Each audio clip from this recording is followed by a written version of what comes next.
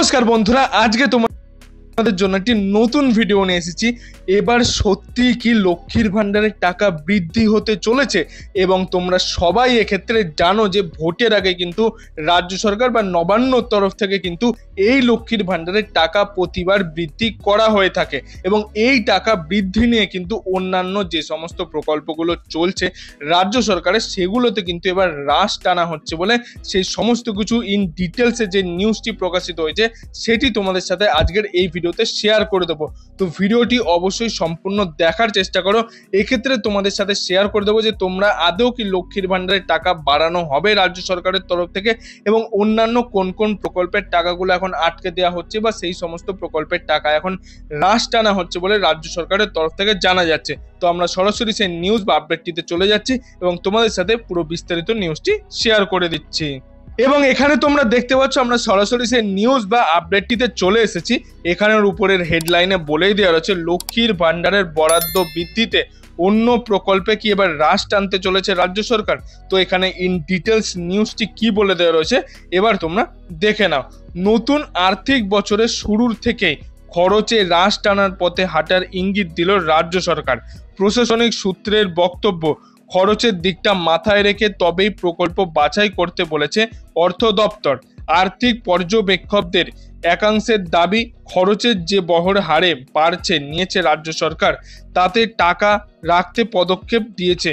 আগামী বছর বিধানসভা ভোট হবে রাজ্যে। তোমরা সবাই জানো যে 2026 সালে বিধানসভা ভোট রয়েছে রাজ্যে, ফলে তার আগে বিপুল সংখ্যক মহিলা ভোট নিশ্চিত করতে লক্ষ্মীর ভান্ডারের বরাদ্দ নিয়ে নতুন কোনো ভাবনা চিন্তা হবে কিনা সেই চর্চা উড়িয়ে দেওয়া যায় না। এবং বিশ্লেষকদের একাংশ জানাচ্ছেন আগের অর্থবর্ষের মাঝামাঝি বা শেষের দিকে খরচে হ্রাস টানার চেষ্টা হতো। গত এপ্রিল থেকে শুরু হয়েছে চলতি বছর 2025-26, তার 1-1.5 মাসের মধ্যেই কিন্তু বার্তা নিঃসন্দেহে খুবই অর্থবহ। অর্থ দপ্তরের কোনো দপ্তর থেকে জানাচ্ছে যে বরাদ্দের টাকা বাজেটের মধ্যে যেমন কোনো প্রকল্প গ্রহণ করা হোক না হলেও সংশ্লিষ্ট দপ্তরের কর্তারা জানাচ্ছে এই অর্থ বাজেট বরাদ্দ যাই থাকুক না কেন অতি প্রয়োজনীয় প্রকল্প ছাড়া অন্য কিছুর আর্থিক অনুমোদন কঠিন হতে চলেছে। প্রতি ভোটের মতে আগাম ভোটেও কিন্তু কিছু চমক রাখতে চাইবে শাসক শিবির। তার মধ্যে অন্যতম হাতিয়ার হলো এই লক্ষ্মীর ভান্ডার প্রকল্প, যে প্রকল্প বিপুল সংখ্যক মহিলা ভোট শাসক দলের অনুকূলে নিশ্চিত করতে অন্যতম অনুঘটকের কাজ করেছে। ফলে সেই প্রকল্প চালু বরাদ্দ কিছুটা বাড়ানোর চেষ্টা হলে অবাক হওয়ার কিছুই থাকবে না। এক্ষেত্রে অনেক নতুন মহিলারা যারা যারা লক্ষ্মীর ভান্ডার প্রকল্পের ক্ষেত্রে আগেও আবেদন করেছেন এবং এখনো আবেদন করছেন, তাদের নাম নতুনভাবে নথিভুক্ত করছেন এবং লক্ষ্মীর ভান্ডারের প্রকল্পের টাকা পরবর্তীতে বাড়ানো হবে কিনা সেই সমস্ত বিষয় কিন্তু মুখ্যমন্ত্রী মমতা বন্দ্যোপাধ্যায় পরে তার কোনো সভামঞ্চ থেকে হয়তো তিনি ঘোষণা করলেও করতে পারেন, সেটা নিয়ে এখানে বলে দেওয়া রয়েছে।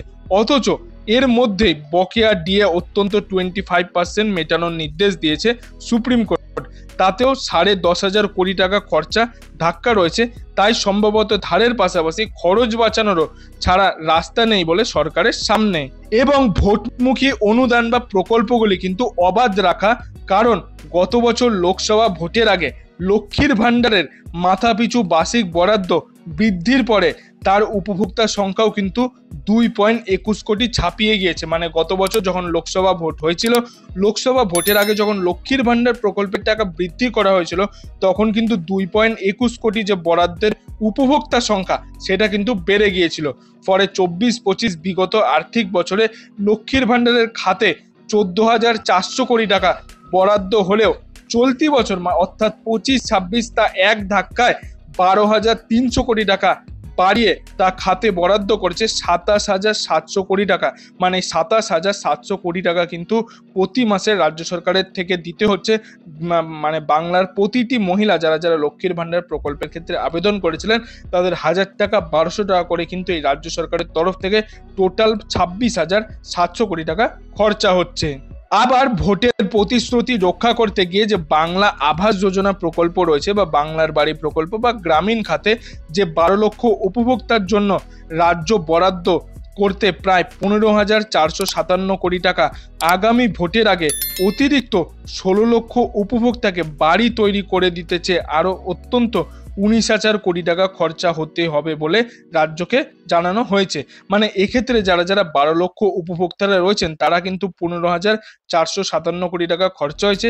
এবং আগামী ভোটের আগে, অর্থাৎ এক্ষেত্রে তোমরা দেখতে পাচ্ছ 2026 সালে যে ভোট হবে সেই ভোটের আগেই কিন্তু যারা যারা 16 লক্ষ উপভোক্তা ও যারা যারা PWL রয়েছে তারাও কিন্তু এই বাড়ির টাকা বা বাংলার বাড়ি গ্রামীণের টাকা কিন্তু তোমরা পেতে পারবে, প্রথম কিস্তি ও দ্বিতীয় কিস্তির টাকা। এবং চলতি বছর ঋণের পরিমাণ হতে পারে 7.71 লক্ষ কোটি টাকা, তার ধারের শোধ পরিমাণ হতে পারে 81,510 কোটি টাকা।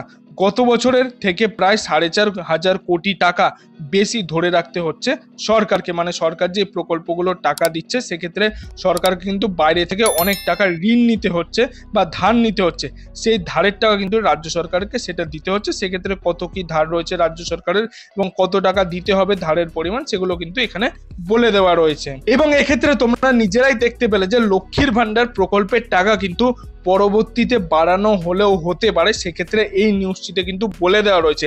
এবং লক্ষ্মীর ভান্ডারের প্রকল্পের যে উপভোক্তা সংখ্যা বা মহিলারা যে আবেদন করছেন সেই আবেদনেরও কিন্তু সংখ্যা অনেক বেড়ে যাচ্ছে, যেটা রাজ্য সরকারের তরফ থেকে জানানো হয়েছে। এবং কত কি কোটি টাকা দেওয়া হচ্ছে সেগুলো কিন্তু এখানে বলে দেওয়া রয়েছে রাজ্য সরকারের তরফ থেকে।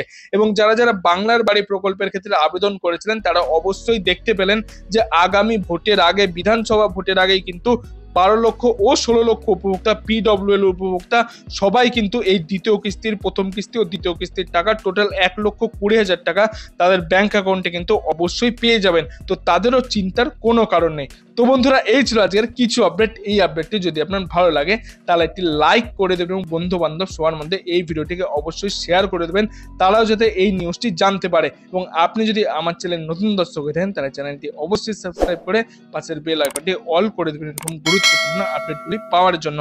এতক্ষণ ভিডিওটি দেখার জন্য আপনাদের সবাইকে অসংখ্য ধন্যবাদ।